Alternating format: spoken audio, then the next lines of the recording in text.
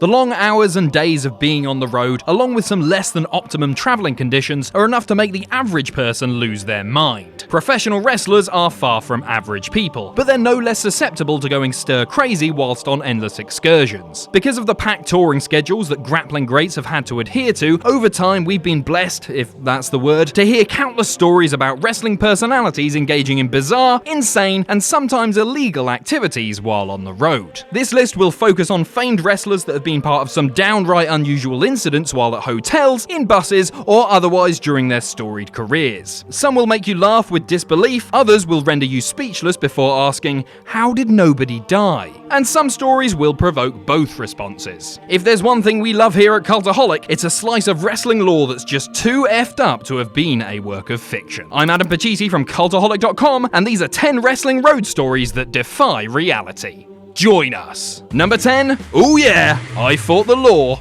Dig it? Dutch Mantel, formerly Zeb Coulter in WWE, recalled a time in which a young macho man Randy Savage found himself in the fight of his life against a cadre of Nashville police officers at a Waffle House. It was a late night after a match, and Savage and Rip Rogers stopped into the 24-hour establishment seeking a post-show meal. As their order was being placed, a young cowboy walked into the Waffle House and loudly announced that he had just gotten married. Apparently, he knew all the employees there, and they were all congratulating the young cowboy on his good fortune. An irritated Savage apparently felt that this was going to delay his order, so he screamed out loudly, "Who gives a fuck?" To say that things degenerated from there would be an understatement. Soon, the sometimes unbalanced Savage apparently found himself in a standoff with the cowboy while each brandished a knife. Savage's weapon was one of the restaurant's butter knives. The police were called in and they tried to subdue Randy, only for a few officers to accidentally mace each other. Ultimately, Savage was subdued by a large German Shepherd police dog who bit a chunk out of the future world champion's arse. But not before Savage got one good kick in on the animal.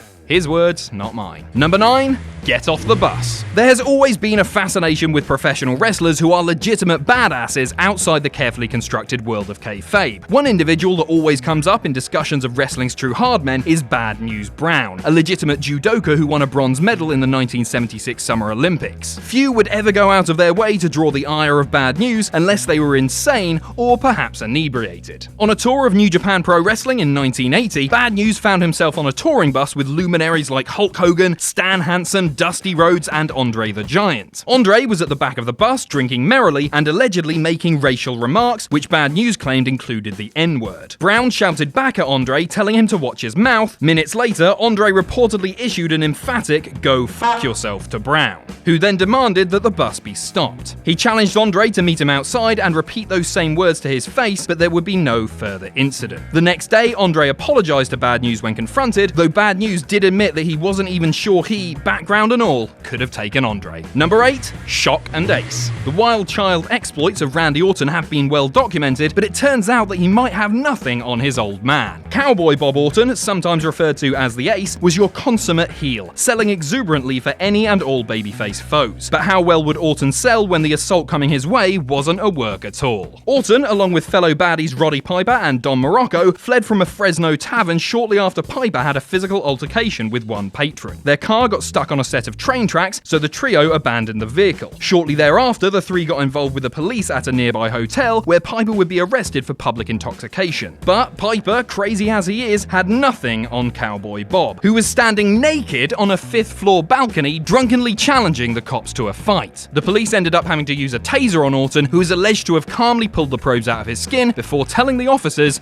"Now you piss me off." Fortunately for the Fresno cops, they managed to peaceably take in Orton shortly after. Number 7. It's now or never. This story's a bit tamer than what you've heard so far, but it could have ended up being far crazier given the implications. After Shawn Michaels and Marty Jannetty had blown an opportunity to be hired by WWE following a post-show altercation, the Rockers found themselves working for the CWA promotion in Memphis, run by Jerry Jarrett. Michaels, being a huge fan of Elvis Presley, one night he got much closer to the King than perhaps anyone else ever will. Brian Knobbs of the Nasty Boys suggested that he, Jerry Sags and Michaels go to Graceland one night, in the middle of the night. With a few cold ones dictating their brains, the three climbed over the wall outside of Elvis's famed home, only to be kicked out by security. They then climbed over a wall far from where the guard was situated, snuck up to where Elvis was buried, and Michaels kissed his grave. The three then tried to make a discreet exit, but Knobbs clumsily fell, making a loud noise in doing so. Fortunately, after hightailing it from there, the three managed to escape Graceland without incident. Number 6.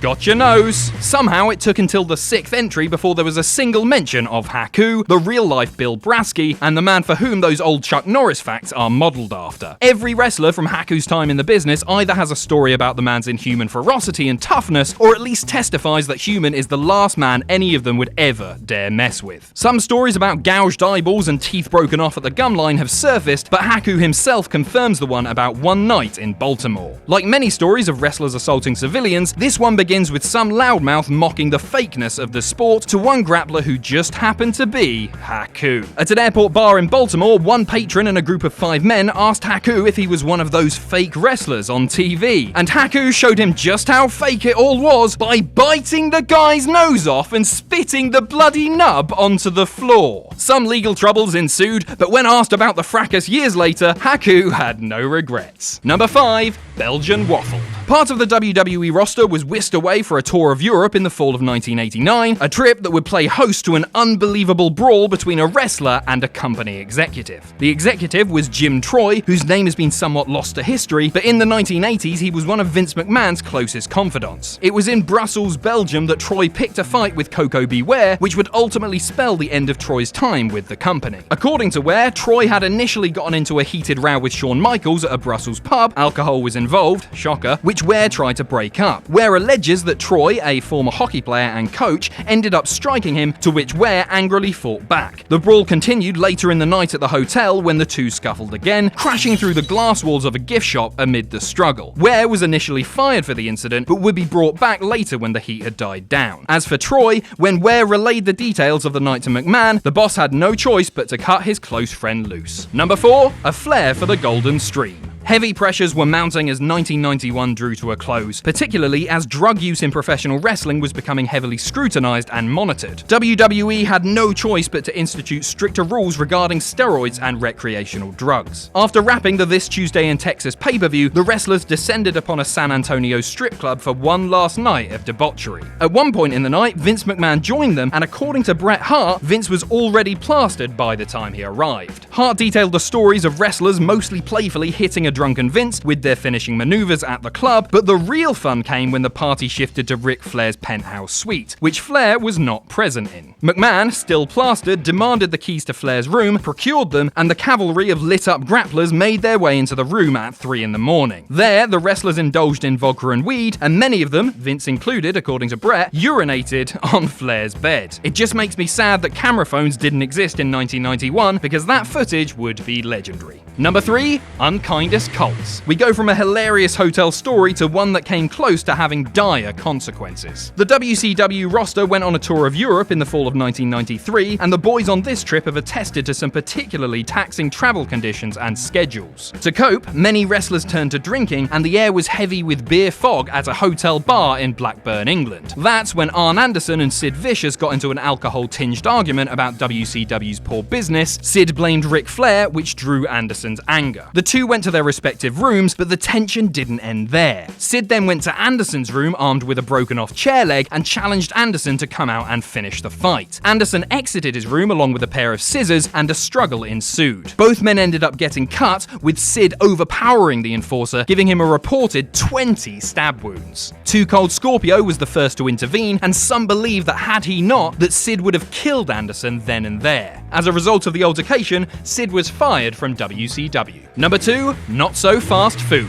Even if you hate Jim Cornette on his account for his distaste of your favorite independent wrestlers and promotions, you have to find his hot-headed, fast-talking demeanor at least somewhat charming. A book of every hilarious Jim Cornette story ever would probably be about 1,600 pages, would weigh as much as a cinder block, and would still be hard to put down. This particular Cornette tale was caught on camera, and is as hysterically funny as it is somewhat unnerving. It involves Cornette and a van full of Smoky Mountain wrestlers, including Chris Jericho, stopping at a Dairy Queen late late at night after a show that drew poorly. The Hungry Gents placed a large order at the drive-thru window. About 15 minutes passed before they were asked again what the order was, because the employees thought it may have been a prank order due to the quantity of the food. And even worse, they hadn't even started cooking it yet. After some pleasantries were exchanged, Cornette flipped his lid, exited the van dropping obscenities, some S's, some F's, and even an emphatic C. He then leaned his body into the drive-thru window and continued his enraged tirade for everyone in the restaurant to hear, including Chris Candido and Tammy Sunny Sitch, who were dining inside. Number 1. What else? The Plane Ride from Hell. This entry doesn't even need a cutesy title. It was labelled The Plane Ride from Hell shortly after it occurred, and has been referred to as such since. On the way home from a European spate of shows in May 2002, members of the WWE roster engaged in a little too much fun on board the plane. 6 separate incidents are cited from just one flight, so you know it was a rather eventful trip. Strap yourselves in. The list is as follows. Mr. Perfect and Brock Lesnar squared off in a friendly amateur wrestling challenge that turned hyper-competitive and came too close to an emergency exit for comfort. Bradshaw reportedly drilled a drunken Michael Hayes for hitting him in a spot on his forehead where he'd bled the night before. X-Pac, who had little time for Hayes' shenanigans, chopped Hayes' hair off while he was out of it. Goldust serenaded ex-wife Terry Runnels over the plane's intercom and had to be told by Jim Ross to stop. Scott Hall was in terrible shape due to his demons, to the point where some checked his pulse to see if he was even alive. And of course, Ric Flair was reportedly nude, save for his robe, and later settled out of court with some stewardesses who claimed he'd accosted them. Hall and Hennig were fired shortly thereafter as the company tried to live the whole ordeal down. Mental. So that's our list. Let us know what you think in the comments below, and you can follow me on Twitter here. If you enjoy what we do here at Cultaholic, you can pledge to our Patreon. That's patreon.com/Cultaholic. And most importantly, don't forget to hit subscribe and join us.